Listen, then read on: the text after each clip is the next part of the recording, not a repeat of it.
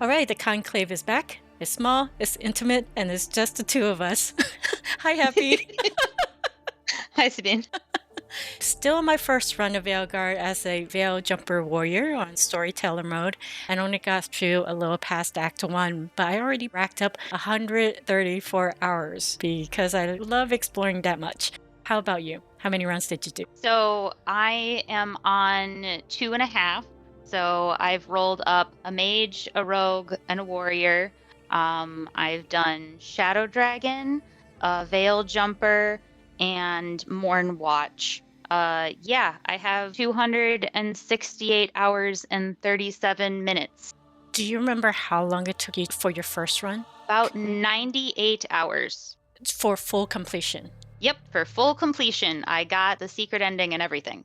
Oh, okay. Yeah, I felt like I was being fairly completionist. You must be way more thorough on the maps than I am, because my first run I did a completionist run. I did a bunch of exploring. I love all the environmental puzzles. I did the side quests, but I was also eager to see the end.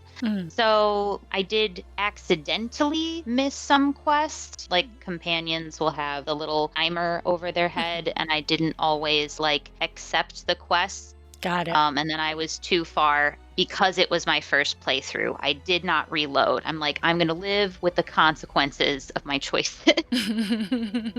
I do admit I do stop for sparklies a lot. I don't know why I look over the cliffs when I have a fear of heights. It's pretty. I guess so.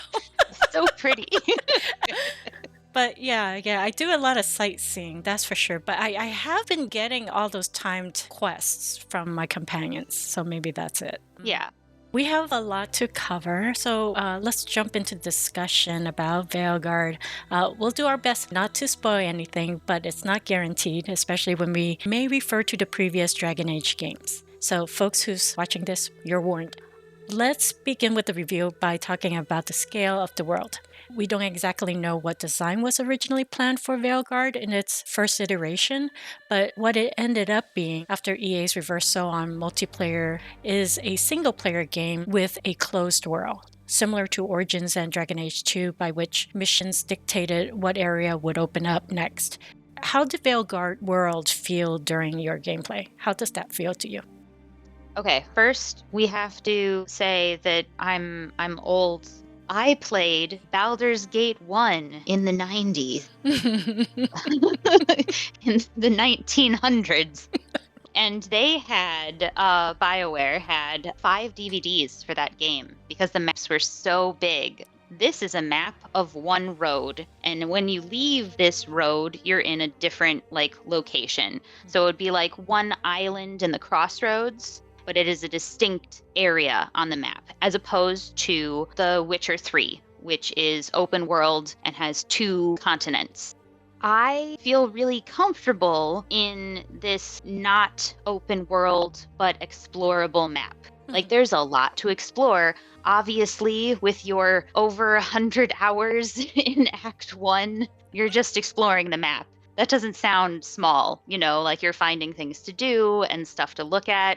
And when you go behind a waterfall because Tosh tells you to, there's treasure there, and it's amazing. She didn't tell me shit. I went there by myself. I went there before she told me, but she still told me, hey, check out that waterfall. There might be treasure behind it. Or she complained, there's a puzzle.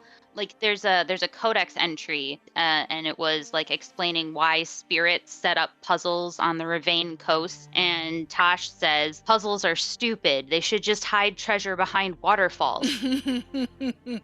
I like the maps. I feel like they're plenty explorable. I don't feel claustrophobic. I'm the type of player who loves to explore and examine every nook and cranny, so I'm not bothered by the size of the world more than how meaningful and how well quests are being delegated. Inquisition being big, being an open world, didn't necessarily mean that... Bigger isn't always better. Thank you. I'll say it. Eloquently. Bigger isn't always better. It's how you use it. But but so far I'm okay with the closed world and not being able to access certain areas until I get that mission. So we'll see.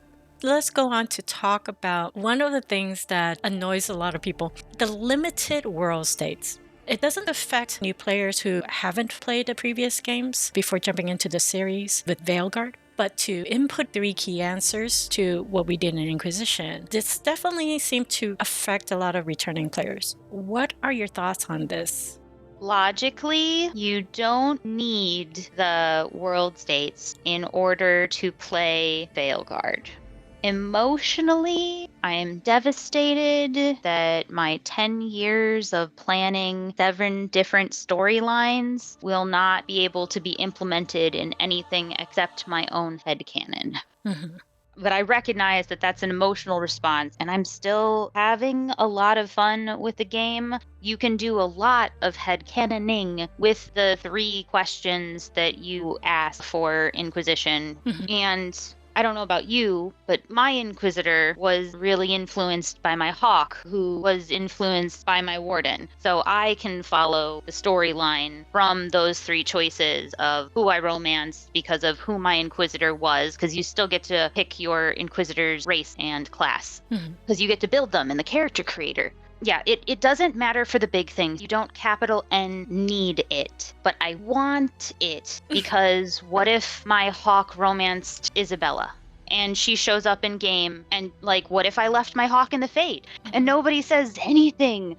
Varric doesn't say anything about whether you left Hawk in the Fade or not. And everybody in Mass Effect will understand that we don't have closure on Hawk for that reason, unless you push Stroud into the Fade like most normal people. And then nobody cares about the poor Frenchman with the fabulous mustache. Well, I had to choose between Hawk and Alistair.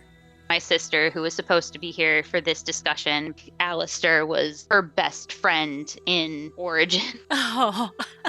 She had a hard time. Oh, man. But she ultimately chose Hawk. Hawk yeeted himself into the abyss. I see what you mean. So it's the little things that if you know about them, they can break your own immersion. I do understand the sore spot. I definitely do. In a way, for me, I don't have too much of an issue with the lack of world states, because I can see how our past choices are going to complicate the design of the game. And maybe they are inconsequential to the main narrative and the path our rooks have to take. For most of the choices and consequences in Inquisition, it remained in the South. Like that saying, what happens in Vegas stays in Vegas. But yeah, the headcanon is just so hard. I mean, if I was the writer, I'd be like, oh my God, if I choose the wrong one, there's going to be like 3/4 of the fandom going to hate me. Yeah. I understand it complicates the narrative. And that's why I said, I don't need it. I just want it. There's a difference. I'm glad you said that, because even though that's a very personal thing, I think some criticism make it out as if the game is completely terrible without it. No. I love this game so much. Another big thing with all games is controls and performance. It took me a little time to play with the settings to get the best performance for my computer without the ray tracing and have it run well at 60 FPS. To me, the best addition is those meters, I don't know what you call them, that show how much GPU, CPU, and memory it takes for each setting. So it helped me prioritize what I feel are important elements to set as ultimate or high above all the others to make sure that my computer won't blow up playing Veilguard. How's your experience with figuring out all the settings? Customizing the settings, I pretty much left alone my first playthrough, but I really wanted to see the strand hair. I wanted exactly 2 things from Veilguard, griffins and good hair. So I'm very happy. And you have high standards. But after one of the, I think it was the 3rd driver update, I need a new graphics card. I very sadly had to turn strand hair off and do medium graphic so that I can play it without lagging, because it's my graphics card that's holding me back. So that might be a birthday present to myself. But I had great fun remapping all of the controls, because played Baldur's Gate, I played turn-based combat with the pause base bar.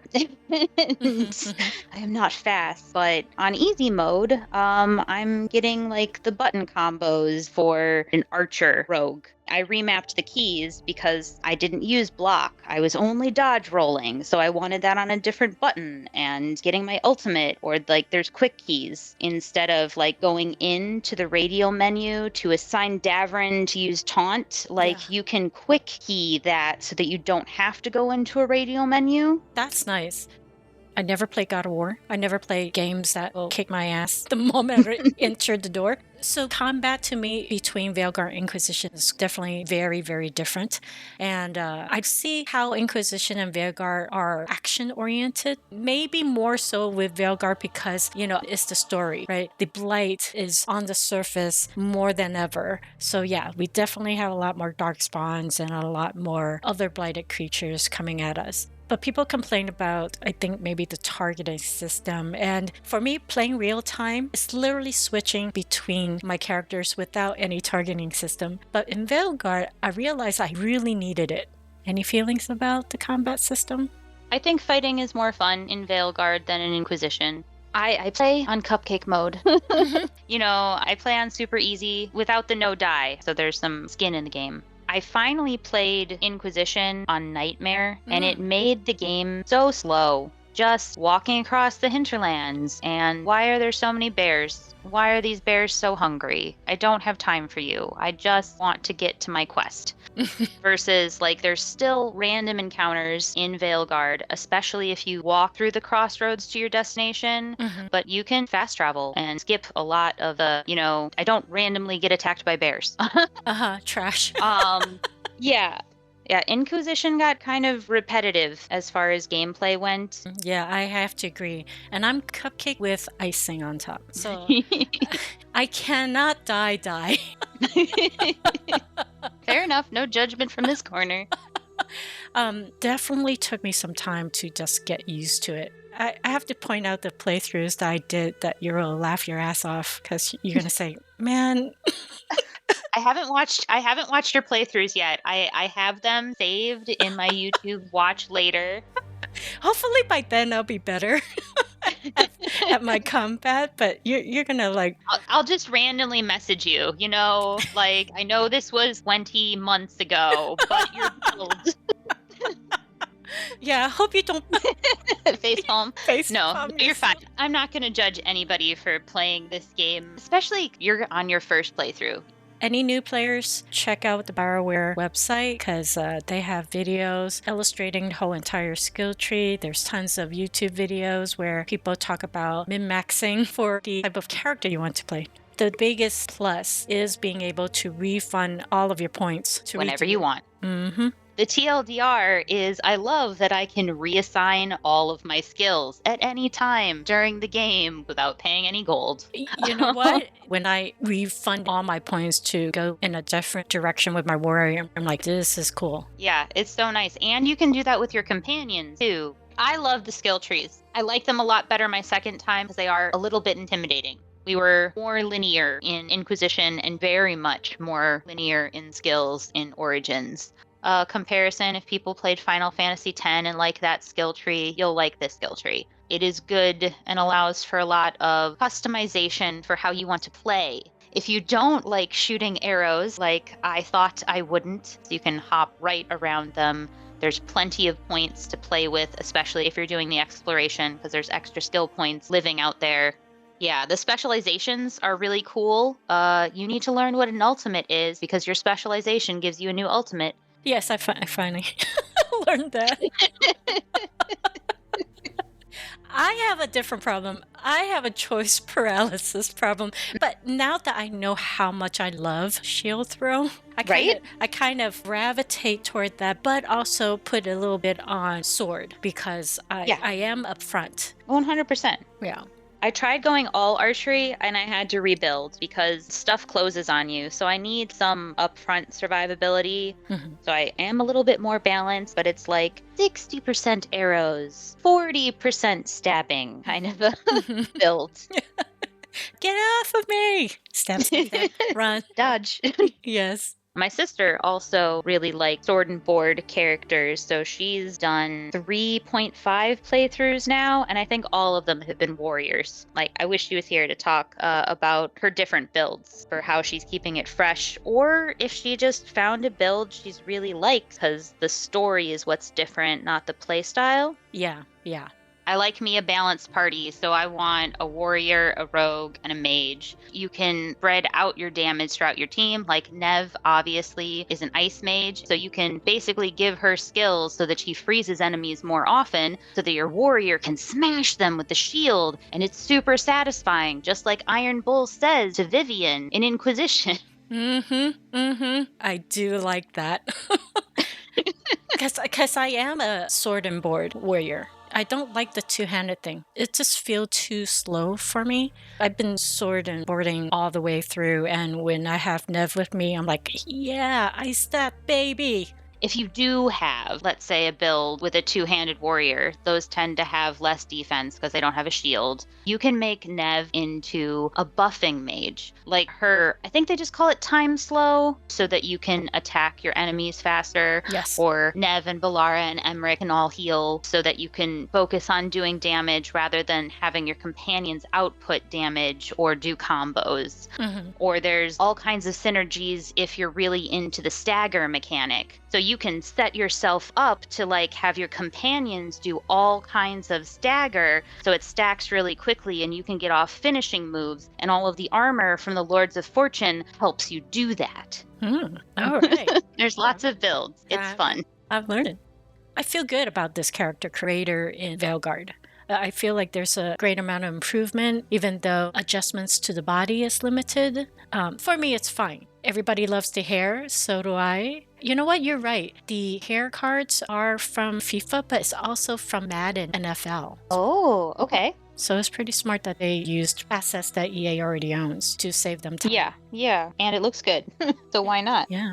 I heard criticisms about top surgery being outside the lore because blood magic would have made it unnecessary and that surgery would cost too much. Any thoughts about that? I have 3 thoughts. My first thought is mages are rarer than you think they are. There's several commentaries in the Shadow Dragons, and Veilguard specifically, about how much of Tevinter's population actually casts magic. Not even a Magister, but like who's an Altus, who's a Soparati, who's a Leighton, and over 70% of Tevinter's population are not mages. 2, blood magic's illegal. I know they do it under the table, but it's illegal in Tevinter, and it is illegal in Ferelden, and like all of Southern Thedas. So you're asking for black market surgery if you're going with blood magic. The history of surgery, at least in ancient Greece over 2,000 years ago, they did successful mastectomies, they did C-sections, they cauterized their tools. It can be done. So top surgery could be fairly common. Surgeons are more likely to exist than any mages with healing magic, let alone a Maleficarum willing to do a blood magic ritual that you trust enough with your life for them not use you as a battery and just leave you. Right. Using blood magic mostly attracts demons to possess you. So why the hell would you want to use that? Yeah, it sounds terrible, but we got a knife and a fire. Chop it off and cauterize. And you have healing potion to use. And you have a healing potion to use. So, yes, I think perfectly plausible in Dragon Age. I'm not going to address it here, but you know what I'm going to say for another time. Yeah, making a big deal out of one choice that people don't of one have to choose. cosmetic choice that you don't have to choose. If it doesn't apply to your character, then move on. Were you excited to have the transmography? I can't say that word. Transmogrification. Yes. Thank you. I like it a lot. I really want to use the uniforms of my faction when I play the game. Or there's a few uniforms that have coloring of a different faction. So if you like the cut of that outfit, but you want to represent your faction, you can do both and use stats from a different, say the Antivan Crow's armor for archers. I get extra momentum and extra arrows and arrow regen from an Antivan Crow outfit. I just don't want to look like a crow. So I really like the transmog system. Yeah, I don't miss not having a crafting system. I love the transmog. I thought I would miss the crafting system, but I can do that faster with transmog. I rather spend the time getting the supplies to upgrade the Equipment through the caretaker workshop. And with the transmog, you have much wider option in what to pick and when to pick and when to switch it up versus when you make through a schematic, that's one and done until you make another one. Yeah. I found out that the caretaker can upgrade abilities in addition to armor. So like if you as a mage really like chain lightning, after you get, I don't know what, caretaker level 6 or 7, something around there, you can upgrade your chain lightning with the caretaker.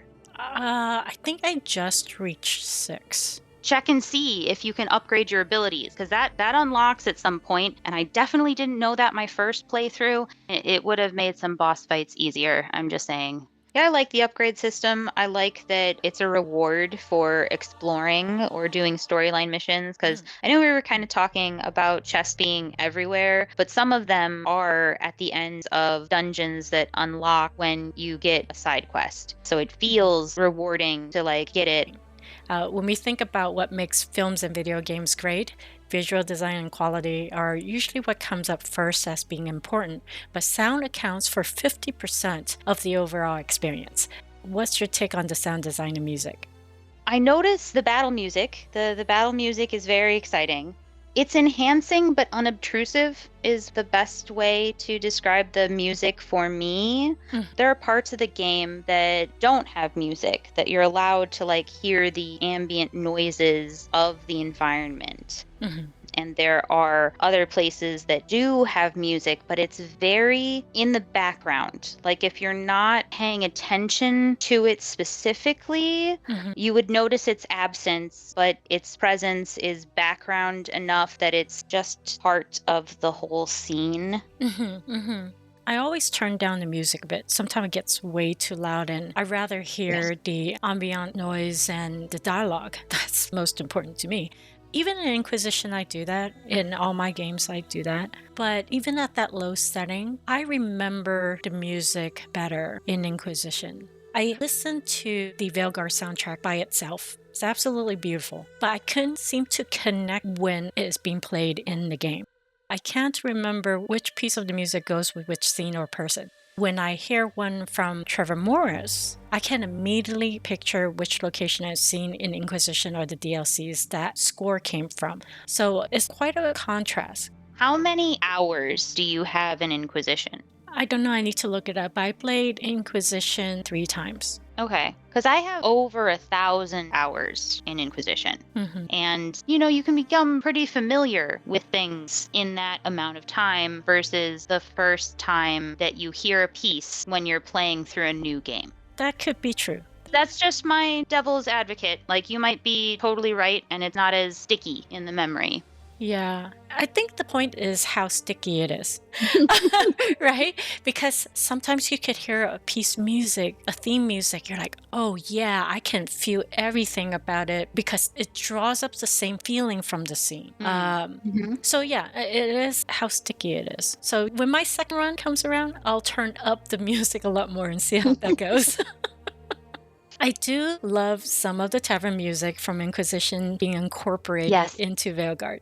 It's just one of many things that made me nostalgic about what I love about the Dragon Age series. So I'm so happy that they did that. Fully agree. And I think we touched on how cringe we felt about the Blight. But the sound design there is amazing. I actually had Rook stand next to one of the Blight bulb or whatever to record the sound. Oh, was she? Pulsating like the heart.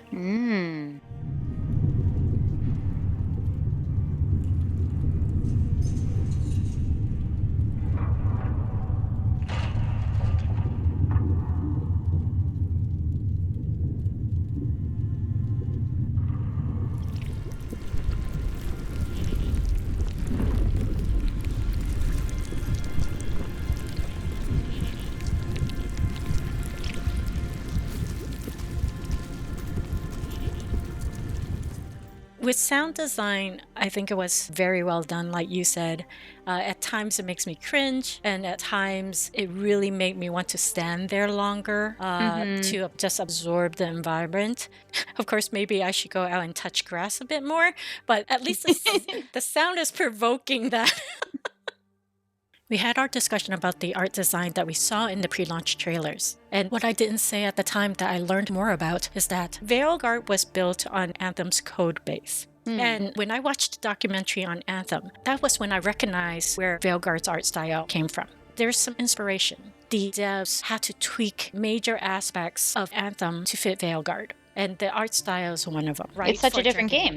Exactly. I honestly don't hate it after playing the game. I don't mind the blend of realism with the more stylized look of the characters. But now that we've been in the game, how do you find the art design? I like everything except the Darkspawn. Okay, agree. Like, I got over the spirit being floaty nervous systems. Have you ever seen a extracted nervous system from a human? Yes. Because that's what they look like. But the Darkspawn, I think what they were going for is flesh-eating bacteria, because all of the Darkspawn have visible bone. But because of that visible bone, it gives them big eyes and shows teeth and just makes them look goofy rather than menacing or decrepit or scary. All of the blight boils are so gross. Oh my god. So gross. I feel the decay and I don't like it. It's so funny. It does make my skin crawl, but if it makes you have a visceral reaction, that's actually a good thing. Yes. Gillinane with the tentacle animation. She's creepy. But the Darkspawn? No. They don't gross me out. You've seen The Mummy with Brendan Fraser. They should look like Imhotep before he gets his skin back, and they don't. When you said, oh, Varric's look matches his appearance in the comic book, I accepted that. He was looking very gray in the comics that came out right before Veilguard. I remember thinking about that. And yeah, that is the idea of showing how these characters that we knew have aged by time and circumstance, you know. Seeing Dorian's change in appearance and seeing Varric and his change in appearance reminded me to age up my Inquisitor when I made them in character creation. Because it has been 10 years. At first, I was trying to make the same Inquisitor as I had, and the character creation is different enough that it was difficult. But as soon as I decided to, okay, that was a base, and they've aged a few years, they can have a different haircut, maybe they lost their baby fat, or they haven't been eating well because of stress, so I can change the gauntness of their face, and that worked out a lot better, that I can make a slightly different Inquisitor, weathered. Yeah, that's my thinking too. I like the vendors. They usually have like something to say, like not just the faction vendors who do have like faction gossip and stuff like that. I decided my Shadow Dragon had a favorite bar, and it's not the Cat Cafe. It's the Garden. And the bartender's sarcastic. Your companions say something when you enter that bar. Like they all have a different line. It's really neat. I will try to remember that your character is there. To compare and contrast, and again, this is all my personal opinion. I understand mileage may vary. I love all of the companions in Veilguard. I had a really hard time picking a romance. I'll pay money dollars for the polymod. I would just like to date everyone. Thank you. Okay. I'll look it up in Nexus Mod for you. Aside from all the cosmetic you can have. Animation. Does the movement feel natural to you? In Inquisition, I had a major pet peeve in which when I tried to make any of my characters walk, either the Inquisitor or the companions, they look like they rode the horse far too long. I don't think I noticed anything that threw me off about the motion in Veilguard that wasn't my graphics card is struggling. Like, that's a me problem, not a game problem. I thought everything moved pretty well. The spirits are all very floaty. I don't know if you've done too much ranged fighting. I love shield throw. That's my go-to. So Okay, but you know when you're lining up a shot on the zombie and the zombie will suddenly like weave for no reason except to mess up your headshot for my ranged character. You get a more like sniper feel after you unlock certain skills for the bow. So you are zooming in and lining up that headshot. And that's the only time I notice that the enemies do that. I know you're taking a headshot at me. I'm going to weave so that you miss. So they're running really jiggly. Yeah. I mean, in a way, I kind of expect that from Darkspawns. They don't necessarily have control over themselves. Sure. I just noticed that because of my current play style. Like, that didn't come up when I was a mage, for instance. I really like the shield. The ricochet feels very good.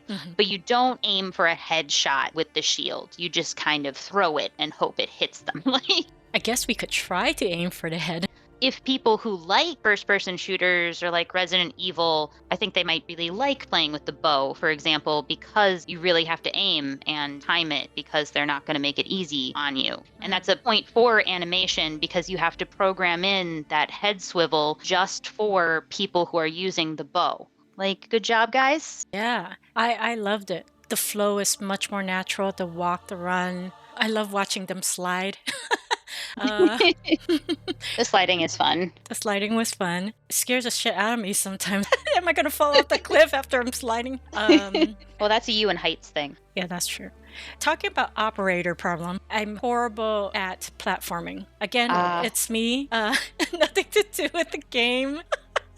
I just need to time my jumps. I am going to come out and say that the platforming in Veilguard is better than Inquisition. Because I got really frustrated doing the shard hunts sometimes. Oh, yeah. Okay, confession time.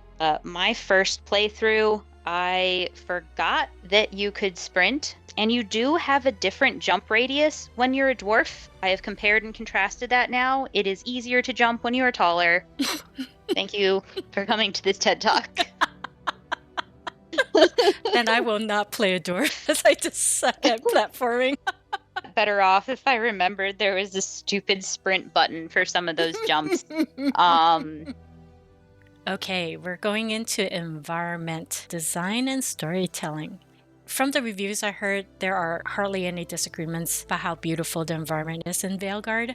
Since we're trying to be spoiler-free, I cannot ask what your favorite places are. So tell me what you think of the atmosphere and the details of the locations. And are there things that impress you about the environmental design or that you wish to see more of? I guess my main approach going through is I'm going to care more about my factions, their home base. I cared more about exploring Arlithan Forest when I played a Veil Jumper. I talked to the spirits and I brought Balara along with me. If you look around Arlithan Forest, there are people that have been turned into trees. This is environmental storytelling. There's one or two codexes kind of explaining what happened, but not really. And it leaves me really nervous that that happened recently and something's going to turn me into a tree. But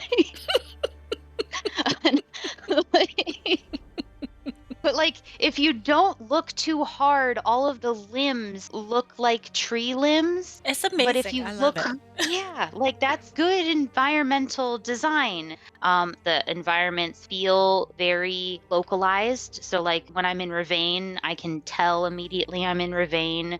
When I'm in Treviso, I can tell immediately that I should worry about assassins. And the lighting in all the places is different, which is nice. Not as much weather, I guess, because I know there was speculation on whether or not we would get weather. I call Treviso romantic due to its lighting and just the amount of flickering lanterns at night. Oh, no. There's only one quest that made me motion sick really badly. That I had to stop, take a break, come back to it. I think it's the same quest that we're talking about of having to platform, and because it's a timed quest. Because I had to run through the narrow corridors and I didn't understand that puzzle. So having to do it over and over and over again got me really sick. Other than that, the environmental storytelling is lovely. That's why it's taking me so long to get through Act 1. Also, part of the environment would be the lighthouse. Every time I think of Skyhold, I do love Skyhold, but I also feel a sense of emptiness at Skyhold at times, maybe because it felt empty or unused at certain places. But in the lighthouse, they have the companion bring their own stuff to decorate their room. We can decorate our own room. It doesn't feel empty. And also the basement in one of the buildings in Minrathis. And I'm like, wow, I love this. It's so, filled out. I wish it was like that in Skyhold. I like the lighthouse. Mostly, I want there to be more puzzles because I've unlocked all the places of the lighthouse. And I do like that it regains color over time because I've started the game over a few times now. So, like the first time you go to the lighthouse, it's a little bit of a gray, cloudy overlay. And the more companions you recruit, the more colorful the place becomes, the more real it becomes. Like they're reinforcing reality. The only thing I noticed that change is due to Harding. I won't say what that is. Yes, Right. that is one of the more obvious ones, but it happens with other places too over time, like Valara's room. I was like, was it always like this? Mm-hmm. I'm a decorating kind of person, though, so I wish you could give your companions more gifts, because when you give them a gift, they display it in the lighthouse. Yeah. But I would like to give them more gifts to display, or get to choose which gifts. Like, I want to get this D&D set for Davrin because he carves things, and he could carve monsters for Dungeons and Dragons. I would love to see that. Right? It would be cute. I kind of wish when you gave them a gift, it was a dialogue. They say thank you and they say what the gift is and display it in their room. But it doesn't give you a conversation. Yeah, much more personal. Personal, intimate type of details about your companions. Yeah. Yeah, I'm just greedy. I want more. Let's talk narrative and dialogue. It's no secret that the main plot of Veilguard was to stop Solus, an ancient elf, from tearing down the veil that would have caused a cataclysm to the world. But instead, our very act of stopping him allowed two blighted elven tyrants to escape. For myself, I was surprised by this transition because it's not what I thought we were going to get after Trespasser ended. I had a totally different idea about that, but I don't hate it. I'm just surprised.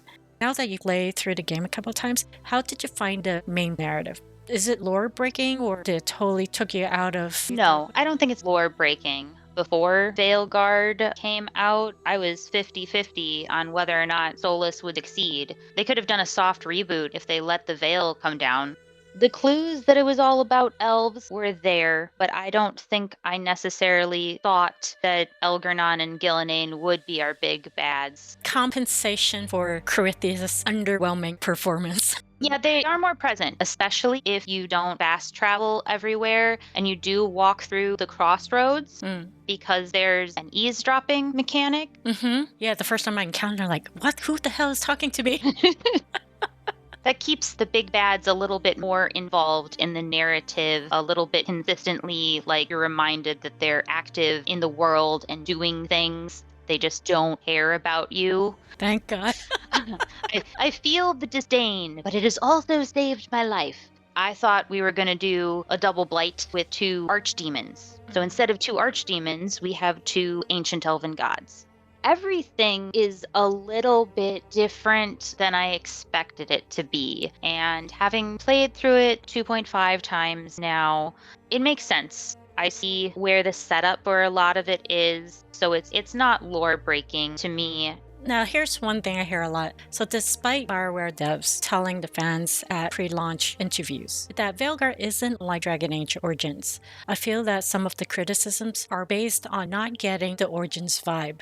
Do you think Veilguard's narrative and direction would be right for an Origins vibe? No, I love Origins. Origins might still be my favorite game, but it was designed to be the introduction chapter, and the devs have said we're never getting Origins again. I think the factions are a lukewarm medium for giving a foundation for backstory, but leaving room for interpretation that I can expand upon for my own headcanon for that particular rook. They want you to be able to play the character that you want to play. So the less specifics they give you about your backstory, the more you can write in your own head. And the Inquisitor did that to a lesser degree, I would even argue. Whereas everybody really liked Origin because you got to live your backstory. And that's a very immersive way to introduce everybody to your story and your factions in piecemeal. And I know for myself, that made me want to replay the game so that I could get all of the lore. But other people only played Human Noble. Every single time they were a Kusland, they were a Kusland, they were a Kusland. So there was a lot of backstory that they weren't getting. Whereas in Inquisition and Veilguard, because of the more streamlined backstories, everyone gets the same information in the game, which I think is easier for someone who doesn't have the time to replay a 60-hour game 7 times. You kind of have to be like us who really love lore digging, love to understand all the intricacies about one race from another race and their culture, all that stuff. And I love Origins for that, but I understand why it is a lot more work for the devs to make that many different Origins. If you'd never bought any of the DLCs and just played a standard edition of Inquisition, you might not even know much about the dwarves or the elves. Yeah, you wouldn't even know what the hell is happening in another part of the world. We also have to consider the situation during Origins versus DA2 versus Inquisition. Like with Inquisition, that's when we started feeling the urgency because of Corythius. But even with him, he just tapped at the beginning of it. Because how Inquisition started, it reminds me of Veilguard, right? With saving the world. So that brings that immediacy, that urgency in your face. And it can't be... We start by messing up a ritual. Rook stops Solus by breaking his ritual, but there are consequences for that. But there were dire circumstances that turned our characters into Inquisitor and Rook. It was the Raging Mage Templar War that got the Divine to hold the Conclave our character was in attendance for at the Temple of Sacred Ashes, where they got themselves marked by Corythius' ritual that left an anger to be used for saving the world from demons and the Blighted Magister seeking another way to breach the veil to get to the so-called Golden City. And it was Solus's intention to tear down the veil that has Varric, Harding, and Rook chasing him down to stop him from annihilating the world. At least that, was what we were led to believe at the end of Trespasser. Only Varric was close enough to Solus to get an explanation. Rook had no idea, except to do whatever it takes to stop the ritual. So based on what transpired, both the Inquisitor and Rook were given 2 choices to make. Really 2 choices. Do nothing or help save the world. It's quite different from what our Warden and Hawk had to face.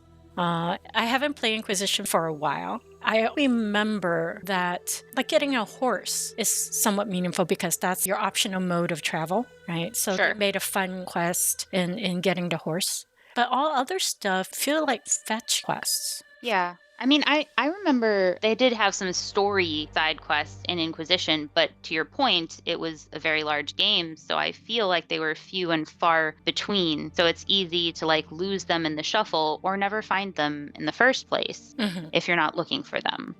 And all the side quests I pick up makes sense for the most part that they're there.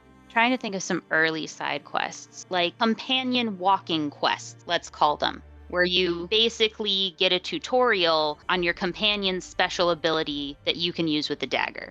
But all of those are storyline. You get to learn about their backstory and a little bit why about they joined their faction and what their troubles are. So it's not really side quests. Subplots? Yeah, because you need to do them to advance your mechanics. You need to do that so that you can interact with different parts of the game. But they're all very story-grounded. Oh, I just went on a quest to rescue some veil jumpers because the relics are acting weird. When you're a veil jumper, it feels good to rescue your teammates. That kind of thing. But it is a side quest. If I hadn't gone back to the map, and gone on to the next act, that quest would have disappeared. Which is interesting. I don't think it did that in Inquisition. Or did it? Could we still get to the side quest in Inquisition even though we skipped it for so long? It depends on the side quest, because obviously anything that you could pick up from Haven would go away after a certain storyline mission. you didn't spend a lot of time talking with the barkeeper in Haven and getting the alchemy notes and seeing the blacksmith, like if you just, I'm going to go hunt bears like right away because I feel like it, and then did a main storyline mission, all of those quests, you can't do them anymore. Yeah, that's similar to Veilguard, which, it's broken up into acts. If you don't do them within that act, the moment it changes over, then you lost all of those. Yeah, I would compare Veilguard way more to Dragon Age 2. There were some Act 1 quests in Dragon Age 2 where if you didn't do them, you lost them. Because there's a time jump, so you can't pick those quests up later because those people have moved out of the city or are dead. Or, like, there's some problem. Yeah. There's a number of non-binary NPCs in the game, and it sounds really weird to say, but I've heard more complaints that people in game aren't meaner.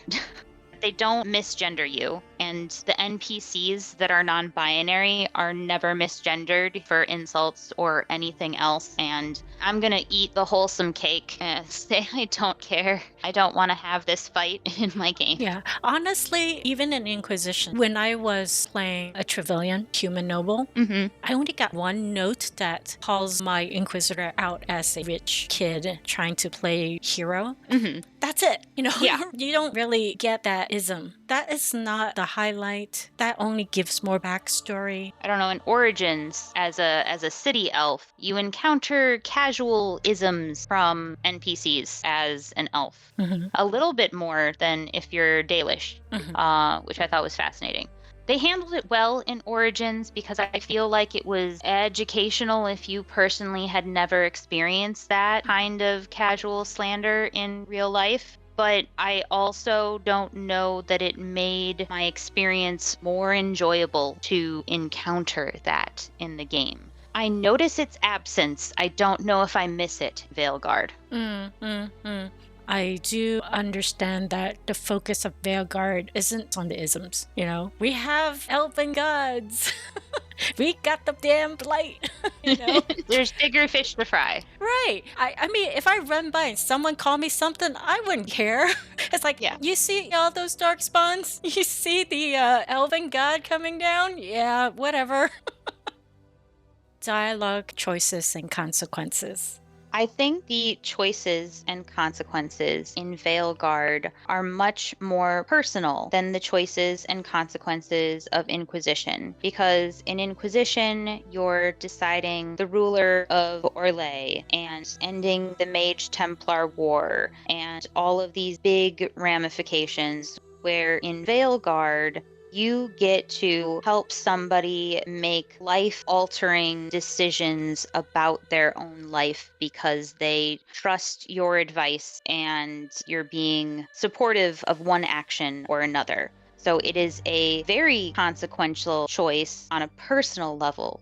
I did play a non-binary rook. There's a bit where you're unpacking your stuff in the meditation chamber in the lighthouse to get dialogue choices on how much you have or have not transitioned. And you get a little bit of extra dialogue with one of your companions later and with May about your choices on that, which is really cool. I felt that it was handled very well for a non-binary playthrough of Rook. It didn't feel like it was taking away from my storyline, but it didn't feel like it was being ignored either. If you are engaged with the companions, like, you can feel the consequences. But if you're expecting to make Rook the Archon of Tevinter, that's not going to happen. Right? That's not an option. My Shadow Dragon was gunning for it, but it's fine. We could get rid of all the corruption. We can do something. Yes. There's one thing about me, and too bad Phil isn't with us today, but Phil noticed this whenever we play Vampire the Masquerade tabletop together, that I never played a character who's chaotic or evil or unlawful or the mix of those. I don't know why, that's just me. So I rarely think about the dialogue choices that solicit rivalry, anger, saltiness from my companions. I could get sassy, but that's as far as I go. Are there dialogue choices that can give you adversarial outcomes with either your companions or in their subplots? Yes. You can make decisions or comments that will earn you disapproval of your companions. I don't like doing that. That makes me feel bad as a person. But you are recruiting them on purpose, like the other teams in Dragon Age. You wandered around the woods and Flemeth told you to take her daughter with you or else. That's how you got a witch. You were trying to build an army and treaties, but you weren't trying to build a team. That just kind of happened because of your charismatic personality, or you killed them. I mean, in Inquisition, you can punch Solus, you can punch Dorian, you can piss make Cassandra a drunk. Yeah. Although that's why I have to kind of stand back and look at the game, right? Because if you do all that and alienate your companions in Inquisition, what happens at the end? Versus in Veilguard, we're in an apocalyptic situation. I mean, they did build consequences in the mechanics. With one of the major choice and consequence, I lose a certain skill in one of my companion in Veilguard. Does it make sense to alien? Why did you recruit them in the first place if you were just going to fire them? You need their skills. You asked for them for a reason. You're a good boss if you care about them as people. It does affect your interaction as Rook with that character. Personal consequence. Yeah, in the previous games too, I think some temporarily or disgruntledly stays with you.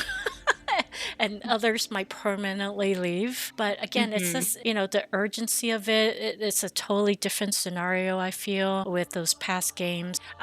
There is one thing where, again, I haven't played so far. I only play up to Act 1 that I don't feel this yet. But I don't seem to have the option in the dialogue choices of just saying no. No, not right now. We have something more urgent to do. And also, the pacing is wrong. I feel like, in Act 1, there's such an urgency to figure out who these elven gods are and the Blight that doing certain little side quests kind of slowed the pace down. It's just maybe the subquest, side quest isn't in the right place. Because there's some scenes that I feel like if I say, sure, I'll do this with you, and I'm delaying it, it will lock me out, or that we need a optional dialogue to say, maybe not right now, and not be locked from doing it. I get what you mean, and that sense of urgency to push the plot forward and recruit everyone and get to Act 2, basically, is why I missed some timed quests on my first playthrough.